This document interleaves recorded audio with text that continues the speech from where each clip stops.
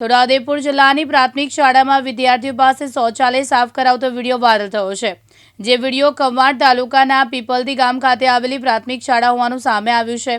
શાળામાં અભ્યાસ કરતા વિદ્યાર્થીઓ પાસે શૌચાલયની ગંદકી સાફ કરાવતો વિડીયો વાયરલ થતાં શિક્ષણ આલમમાં ચકચાર મચી છે। પીપલદી પ્રાથમિક શાળા ખાતે ગરીબ આદિવાસી વિદ્યાર્થીઓને સારા શિક્ષણના સ્થાને શૌચાલયની ગંદકી સાફ કરાવતી હોવાના વિડીયો વાયરલમાં વિદ્યાર્થીઓ શૌચાલય સાફ કરતા હોવાનું સ્પષ્ટ દેખાઈ રહ્યું છે। તેથી ગ્રામજનોમાં આક્રોશ જોવા મળી રહ્યો છે।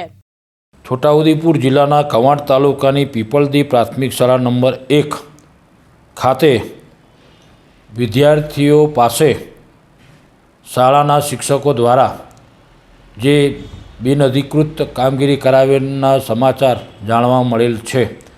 એના અનુસંધાનમાં જે તે શાળાના શિક્ષકો સામે તપાસ કાર્યવાહી હાથ ધરવામાં આવેલ છે અને તપાસ અહેવાલ તાલુકા પ્રાથમિક શિક્ષણ અધિકારી કવાંટ, બીઆરસી કોઓર્ડિનેટર કવાંટ અને બીટ નિરીક્ષક કવાંટનો સંયુક્ત અહેવાલ અત્રે મળ્યાથી તેમની સામે શિક્ષાત્મક કાર્યવાહી હાથ ધરવામાં આવશે।